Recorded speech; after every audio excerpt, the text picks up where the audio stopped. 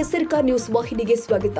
ವಾಣಿಜ್ಯ ನಗರಿ ಹುಬ್ಬಳ್ಳಿಯ ಸದ್ಗುರು ಸಿದ್ಧಾರೂಢರ ಮಠದಲ್ಲಿ ನೆನೆ ದಿನ ಅಮಾವಾಸ್ಯೆ ನಿಮಿತ್ತವಾಗಿ ಲಕ್ಷ ದೀಪೋತ್ಸವ ಕಾರ್ತಿಕೋತ್ಸವದಲ್ಲಿ ಸಾವಿರಾರು ಭಕ್ತರ ಸಮ್ಮುಖದಲ್ಲಿ ಅತಿ ವಿಜೃಂಭಣೆಯಿಂದ ನಡೆಯಿತು. ತಡರಾತ್ರಿ ಭಕ್ತರು ಸಿದ್ಧಾರೂಢರ ಮಠದಲ್ಲಿ ದೀಪ ಹಚ್ಚಿ ವಿಶೇಷವಾಗಿ ಆಚರಣೆ ಮಾಡಿದ್ರು. ಕಾರ್ತಿಕೋತ್ಸವ ದೀಪಗಳ ಸಂಭ್ರಮ ನೋಡ್ತಾ ಇದ್ರೆ ಎರಡು ಕಣ್ಣು ಸಾಲದು ಎಂಬ ಭಾವನೆ ಮೂಡಿದೆ.